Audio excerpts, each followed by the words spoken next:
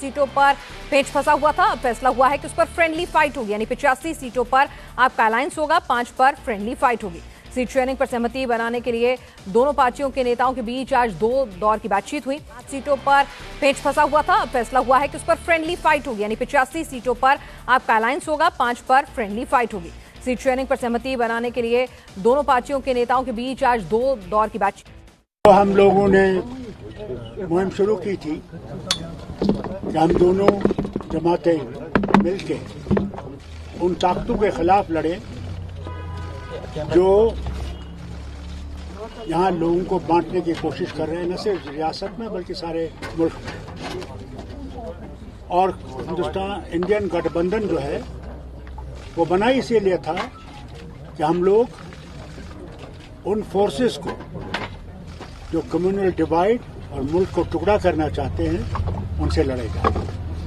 आज खुशी की बात है कि हम लोगों ने नेगोशिएशंस पूरे कर दिए हैं और बड़ी ही अच्छे कॉर्डियल एटमॉस्फेयर में हम लोग ने जो है कोऑर्डिनेशन कर दिया है और कांग्रेस और नेशनल कॉन्फ्रेंस इकट्ठे इलेक्शन लड़ेंगे। Every political party have their own programs, their own manifesto, their own promises. We have our own promises. चलिए, तो यहां पर आपको बता दें कि नेशनल कॉन्फ्रेंस और कांग्रेस के बीच में अलायंस पहले राहुल गांधी ने ही लॉक करा दिया था, लेकिन उसके बाद खबर आई कि 5 सीटों को लेकर पेच फंस रहा है, क्योंकि कहीं ना कहीं आपको बता दें कि नेशनल कॉन्फ्रेंस के कार्यकर्ता जो हैं धारा 370 और 35 के मुद्दे पर कांग्रेस के रवैये को लेकर बहुत ज्यादा संतुष्ट नहीं थे, उनसे अलायंस के मूड में बहुत ज्यादा नहीं थे। 5 सीटों पर वो ठोककर दावेदारी पेश कर रहे थे। कांग्रेस भी उन 5 सीटों को नहीं छोड़ना चाहती थी।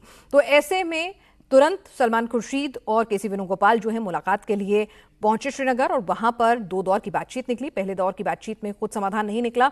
उसके बाद कहा जा रहा था कि शाम होते होते या देर रात तक लिस्ट आ जाएगी, क्योंकि पहले जो फेज का चुनाव होना है उसके लिए नामांकन की तारीख जो है कल आखिरी तारीख है।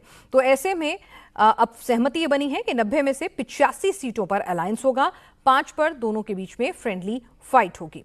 कांग्रेस और नेशनल कॉन्फ्रेंस मिलकर चुनाव लड़ेंगे। 5 सीटों पर फ्रेंडली मुकाबला होगा, यानी कि अलायंस जो है वो एक्टिव होगा। 85 सीटों पर कांग्रेस 32 सीटों पर चुनाव लड़ेगी और नेशनल कॉन्फ्रेंस 51 सीटों पर सहयोग के साथ अलायंस में जो है वो चुनाव लड़े जाएंगे मिलकर।